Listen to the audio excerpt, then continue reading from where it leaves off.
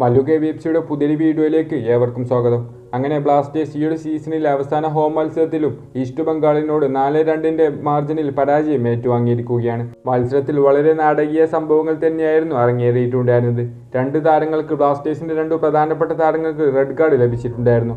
മത്സരത്തിൽ ഈസ്റ്റ് ബംഗാൾ താരവും അതുപോലെ തന്നെ നവാജോയും തമ്മിൽ വാക്കുതർക്കങ്ങളും തല്ലിലേക്കൊക്കെ പോയ മത്സരമായിരുന്നു ഇന്നത്തെ കൊച്ചിയിലെ ജവഹർലാൽ നെഹ്റു സ്റ്റേഡിയത്തിലെ മത്സരം. ഏതായാലും ബ്ലാസ്റ്റേഴ്സ് 4 ഗോളുകളാണ് വഴങ്ങിയത്. രണ്ടു താരങ്ങൾക്ക് റെഡ് കാർഡ് ലഭിച്ചത് കൊണ്ട് തന്നെ 9 താരങ്ങളുമായി കളിച്ച ബ്ലാസ്റ്റേഴ്സിന് 4 ഗോളുകൾ വഴങ്ങേണ്ടി വന്നു. 2 ഗോളുകൾ തിരിച്ചടിച്ചിട്ടുണ്ടെങ്കിലും ഫെഡോർ ചെർണിച്ചാണ് ബ്ലാസ്റ്റേഴ്സിന് ആദ്യ ഗോൾ നേടിയിട്ടുണ്ടായിരുന്നത്. രണ്ടാം ഗോൾ സെൽഫ് ഗോളായിരുന്നു. അതുപോലെ തന്നെ ബ്ലാസ്റ്റേഴ്സ് 4 ഗോളുകൾ വാങ്ങിയപ്പോൾ അതിലൊന്ന് ഡെയ്സുക്കെ സക്കായിലൂടെയുള്ള സെൽഫ് ഗോളുമായിരുന്നു. ഏതായാലും വളരെ നാടകീയ സംഭവങ്ങളാണ് ഇന്ന് കൊച്ചിയിൽ അരങ്ങേറിയിട്ടുണ്ടായിരുന്നത്.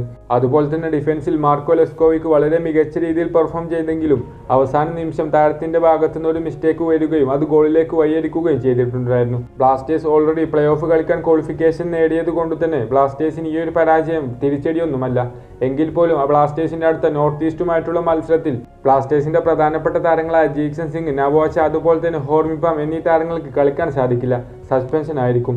ഏതായാലും ഇന്നത്തെ മത്സരത്തിൽ ഫെഡോർ ഗോൾ നേടിയെങ്കിലും KP രാഹുൽ ആയിരുന്നു അതിന് അസിസ്റ്റ് നൽകിയിട്ടുണ്ടായിരുന്നത്. അതുപോലെ തന്നെ ഡെയ്സുക്കെ സക്കായിയുടെ ഒരു കിടിലൻ അവസരം പോസ്റ്റിൽ തട്ടി പുറത്തേക്ക് പോയിട്ടുമുണ്ടായിരുന്നു.